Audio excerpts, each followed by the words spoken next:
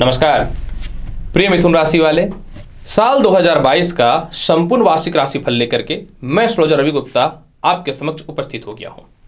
प्रिय मिथुन राशि वाले, मैं आपको बताऊंगा कैसा रहेगा 2022 का हाल, यानी आपके जीवन का 2022 का संपूर्ण ईयरली हॉरोस्कोप। आपके कर्म क्षेत्र से लेके आय, संपत्ति, दाम्पत्य, स्वास्थ्य, संतान, शिक्षा, सभी चीजों का जो सबसे ज्यादा महत्वपूर्ण 2022 में रहेंगी, इस समय की चर्चा करूंगा। और अंतिम पड़ाव में मैं आपको यह भी बताऊंगा कि आपको पूरे साल में कौन सा उपाय करना चाहिए ताकि हर क्षेत्र में आपके जीवन में तरक्की हो। प्रिय दर्शकों, राशिफल बताने से पूर्व मैं आपको यह जानकारी दे दूं कि 9 दिसंबर से 18 दिसंबर तक मैं वर्तमान में अभी झारखंड रांची में हूं। आप चाहें तो अपनी जन्मपत्रिका दिखाने हेतु मेरे से संपर्क कर सकते हैं। फिर मैं 20 दिसंबर से लेकर के 24 दिसंबर तक दिल्ली में रहूंगा, तो आप चाहें तो वहां मेरे से व्यक्तिगत रूप से मिल करके अपनी जीवन के समाधान यानी पत्रिका दिखा सकते हैं। प्रिय मिथुन राशि वाले, ये जो राशिफल है ये राशि पे आधारित है, अतः राशिफल से ही इसको देखें। क्योंकि शनि की ढैया भी है तो इसकी भी जानकारी मैं आपको मध्य में विस्तृत तौर पे अवश्य दूंगा।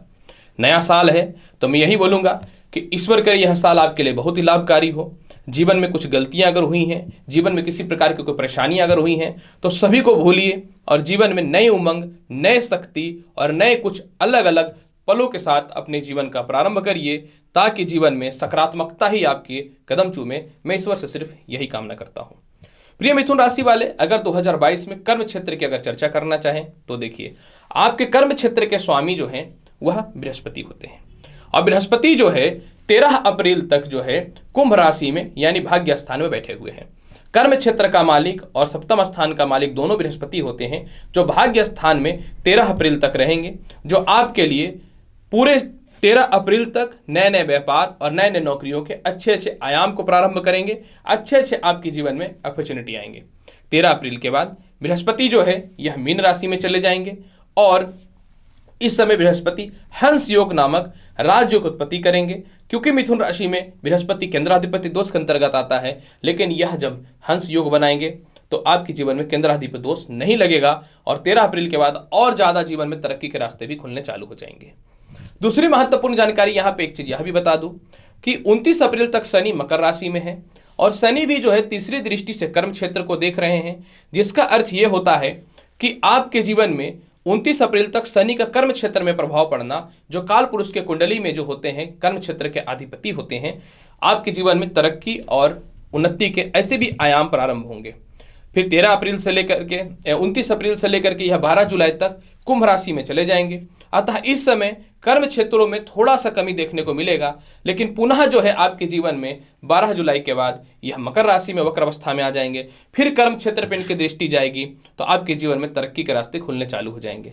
क्योंकि आपके जीवन में शनि की ढैया भी है, तो 29 अप्रैल को शनि की ढैया उतर जाएगी, लेकिन 12 जुलाई के बाद पुनः शनि की ढैया आपके जीवन में चढ़ जाएगी, जो पूरे साल रहेगा। अतः शनि की ढैया में बस आपको अपने क्रोध अहंकार पे नियंत्रण रखना होता है और आलस्यपन का त्याग करना होता है।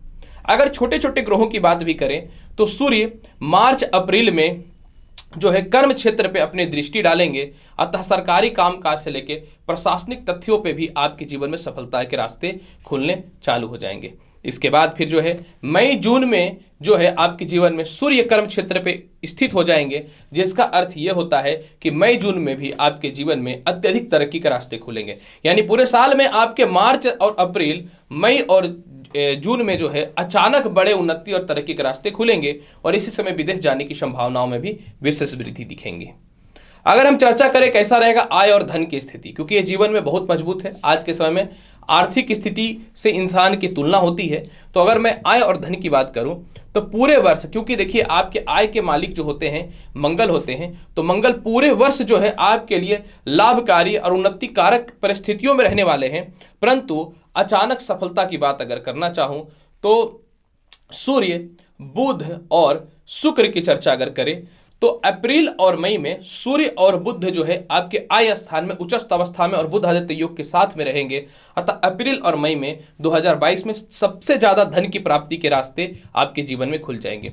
फिर शुक्र जो है मई और जून में भी आय स्थान में गोचर करेंगे, अतः इस समय भी आपके जीवन में संतान के द्वारा धन की प्राप्ति, फंसे हुए पैसे निकल जाएंगे, विदेशों से इनकम के योगों में वृद्धि होना चालू हो जाएगा। और सबसे महत्वपूर्ण बात यहाँ पे एक चीज यह भी देखने को मिलेंगे कि इस समय आप कर्ज की मुक्ति भी कर पाइएगा। इसके अलावा फिर जो है सूर्य और बुध जो है फिर आपके जीवन में जुलाई और अगस्त में जो है धन स्थान पे गोचर करेंगे, अतः यह समय भी आपके जीवन में संपत्ति का निर्माण को लेकर के, कर्ज की मुक्ति को लेकर के अत्यधिक चारों तरफ से धन के रास्तों को खोलना भी प्रारंभ कर देगा। यानी कहीं न तो कहीं पूरे साल धन के योगों में वृद्धि है, लेकिन जो मैंने कुछ महत्वपूर्ण मंत्र बताई है यह जीवन में अत्यधिक तरक्की के रास्तों को खोलने वाला रहेगा। अगर मैं बात करूं दाम्पत्य जीवन यानी वैवाहिक जीवन की बात करूं, तो देखिए वैवाहिक जीवन की बात अगर करूं तो मंगल जो है आपके जीवन में जनवरी और फरवरी में जो है सप्तम स्थान पे गोचर करेंगे। मंगल आपकी कुंडली में आय स्थान और छठे घर के अधिपति होते हैं, छठे घर के मंगल कारक होते हैं, और आय स्थान में तो सभी ग्रह शुभ फल देते हैं। अतः साल के शुरुआत में ही जनवरी और फरवरी में आय के योगों में वृद्धि दिखना चालू हो जाएगा, और सूर्य जो है आपके जीवन में जुलाई और अगस्त में सप्तम स्थान से गोचर करेंगे। अतः इस समय भी अचानक जो है आपके जीवन में विवाह के योग बहुत ही अच्छे बनेंगे। ये जो मैं विवाह का समय बता रहा हूं ये बहुत ही महत्वपूर्ण बता रहा हूं। हालांकि साल के में बहुत सारे ऐसे योग आएंगे जो वैवाहिक जीवन को बनाएगा योग, परंतु ये समय ऐसा रहेगा जिसमें लोग एकदम परेशान हो चुके हैं, एकदम टूट चुके हैं कि मेरा कुछ होगा कि नहीं। इस मामलों में परिस्थिति में सुधार देखने को मिलेंगे। दूसरी महत्वपूर्ण जानकारी फिर यहाँ पे यह भी है, फिर साल के अंतिम पड़ाव में नवंबर और दिसंबर में बुध और शुक्र आपकी कुंडली के सप्तम स्थान से गोचर करेंगे, जो साल के अंतिम पड़ाव में भी आपके दाम्पत्य जीवन में सुधार हो जाएगा और वैवाहिक जीवन भी ठीक हो जाएगा और विवाह के बहुत ही अच्छे अच्छे रिश्ते भी आने चालू हो जाएंगे। अगर संपत्ति की चर्चा करें, क्योंकि संपत्ति का योग कैसा रहने वाला है तो इसकी चर्चा कर देता हूं। देखिए संपत्ति और माता पिता की स्थितियों को देख लेते हैं। सूर्य की बात करूं तो मार्च और अप्रैल में चतुर्थ स्थान पे सूर्य की दृष्टि रहेगी, अतः मार्च और अप्रैल में अचानक संपत्ति का योग बनेगा। माता पिता से तालमेल ठीक होंगे, उनके स्वास्थ्य में सुधार देखने को मिलने चालू हो जाएंगे, या कोई भी विवाद आपके जीवन में समाप्त हो जाएगा। मंगल की अगर चर्चा करें तो मंगल जो है मई और जून में चतुर्थ स्थान पर दृष्टि डालेंगे, जिसका अर्थ होता है मंगल तो स्वयं संपत्ति के कारक होते हैं। अतः इस समय कर्ज की मुक्ति होगी, संपत्ति बिकेगी, लोन क्लियर होगा और भूमि मकान वाहन की भी प्राप्ति होनी चालू हो जाएगी। इसके बाद साल के अंतिम पड़ाव में अक्टूबर में जो है बुध भी चतुर्थ स्थान पर दृष्टि डालेंगे और उच्चस्थ दृष्टि डालेंगे, जो भद्र योग के जैसा प्रभाव देने वाला रहेगा। यानी अक्टूबर में भी आपके जीवन में अत्यधिक संपत्ति का योग बनेंगे। और सबसे महत्वपूर्ण बात यहाँ पे एक चीज यह भी देखना है जो मुझे पहले बताना चाहिए था, 13 अप्रैल से बृहस्पति जब मीन राशि में जाएंगे तो अपनी 7वीं दृष्टि से चतुर्थ स्थान को देखेंगे। यानी 13 अप्रैल के बाद ऐसे भी संपत्ति के योगों में वृद्धि, तरक्की, उन्नति, पिता से तालमेल अच्छे और माता से तालमेल अच्छे हो जाएंगे, क्योंकि बृहस्पति के दृष्टि में जो होता है अमृत होता है, और अमृत तो हर चीजों में अमर करता है। तो जब ये माता पिता स्थान को देखेंगे और दृष्टि डालेंगे तो वह स्थान अमृत के समान ही हो जाएगा। अतः चारों तरफ से समाज में ख्याति और संपत्ति बढ़नी चालू हो जाएंगी, वाहन तो बहुत ही सामान्य बात हो जाएगी।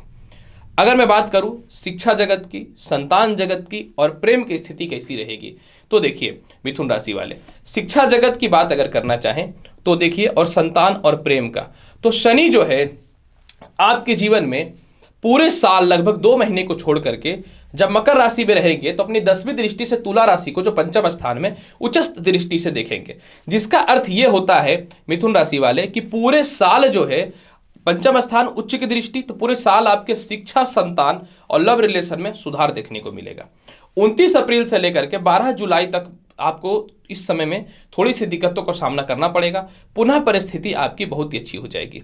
पर सिर्फ ये नहीं है कि शनि के प्रभाव को ही हम सिर्फ संतान, प्रेम और शिक्षा को लेकर के चलते हैं। अगर मैं चर्चा करूं बृहस्पति का, तो 13 अप्रैल तक बृहस्पति भी जो है पंचम स्थान को देखेंगे। पंचम स्थान के कारक तत्व ग्रह ऐसे तो सूर्य होते हैं, तो बृहस्पति भी वहां पे शुभ फलदायी होते हैं। अतः आपके जीवन में 13 अप्रैल तक उच्च संतान का योग, संतान से मतभेद में कमी, शिक्षा में बढ़ोतरी, प्रेम से विवाह के योगों में वृद्धि और भाग्योन्नति भी होना प्रारंभ हो जाएगा। अगर बात करूं तो जुलाई और अगस्त में मंगल जो है वह पंचम स्थान को देखेंगे। अतः जुलाई और अगस्त में भी आपके लव रिलेशन में सुधार होगा, उच्च शिक्षा के योग बनेंगे और संतान की तरक्की और संतान उत्पन्न होने के बहुत प्रमुख योग बनने वाले रहेंगे।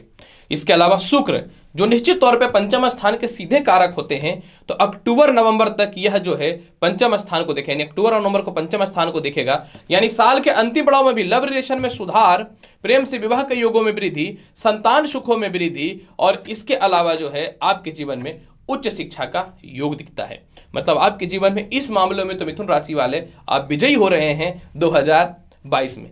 स्वास्थ्य की चर्चा करें, स्वास्थ्य कारक मंगल और बृहस्पति दोनों पूरे साल बहुत ही अच्छे हैं। अतः जो लोग भी अपने स्वास्थ्य को लेकर के परेशान थे, आप लोग के पूरे साल में स्वास्थ्य में बहुत ही अच्छा सुधार दिखेगा। जीवन में एक नई उमंग और एक नई आशाएं दिखेंगी। सत्य बात यही है कि पूरे साल है तो बहुत ही अच्छा, पर क्योंकि आप बहुत ज़्यादा भावुक होते हैं, बहुत ज़्यादा दूसरों की बातों पे बिलीव करते हैं, थोड़ा सा अपने आप में नियंत्रण अपनी भावुकता पे निश्चित तौर पर आपको रखना चाहिए मिथुन राशि वाले। पूरे साल बेहतर बनाने के लिए अप्रैल से जुलाई के मध्य में आपको शिव चालीसा का पाठ करना चाहिए। पूरे साल अगर इनकम के रास्तों को बहुत बढ़िया खोलना चाहते हैं तो केसर, हल्दी और चंदन का तिलक मिला करके लगाइए। पूरे साल अगर आप संपत्ति की प्राप्ति करना चाहते हैं तो दुर्गा चालीसा का सबसे ज्यादा पाठ कीजिए। आप पूरे साल जल और दूध मिला करके शिवलिंग पर अर्पित कीजिए, और सोमवार के दिन कम से कम कोई भी सफेद रसगुल्ला या नारियल भगवान शिव को अर्पित अवश्य कीजिए। तो देखिए आपका पूरा साल बहुत ही बेहतर रहेगा मिथुन राशि वाले। तो प्रिय मिथुन राशि वाले, कैसा रहेगा आपके जीवन में 2022 का संपूर्ण वृत्तांत जानकारी मैंने आपके समक्ष प्रस्तुत किया है। उम्मीद करता हूं कि बताई गई जानकारी सब संतुष्ट होंगे। मिलेंगे अगली वीडियो में और महत्वपूर्ण और ज्ञानवर्धक जानकारी के साथ। तब तक के लिए नमस्कार, अच्छे से रहिए, धन्यवाद।